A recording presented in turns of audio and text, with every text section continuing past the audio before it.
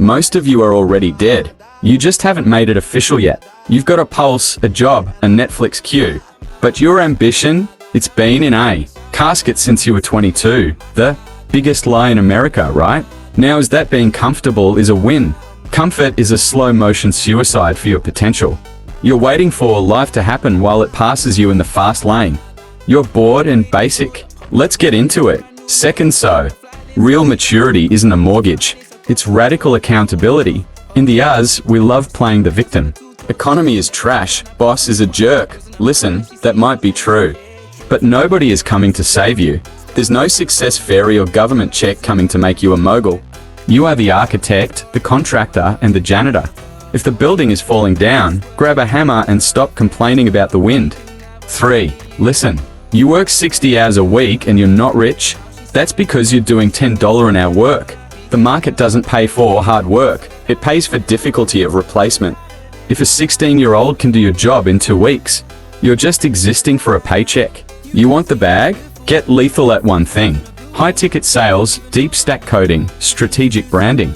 Pick your weapon and sharpen it until it draws blood in the marketplace. 4. Here's the thing. Your routine is a mess. 5,000 ads. 100 notifications, you're a pinball being smacked around. An elite mindset requires a digital fortress. Protect your focus, like your bank account. The most successful people in New York and LA aren't the loudest on Twitter. They're the ones you can't reach because they're actually doing the work. 5. Basically, here's the challenge. For the next week, be the villain. Say no to happy hours. Say no to drama. 1 hour of deep skill building every morning before the world wakes up. If you can't give yourself 1 hour, you don't own your life owns you. Ready to let the winner breathe?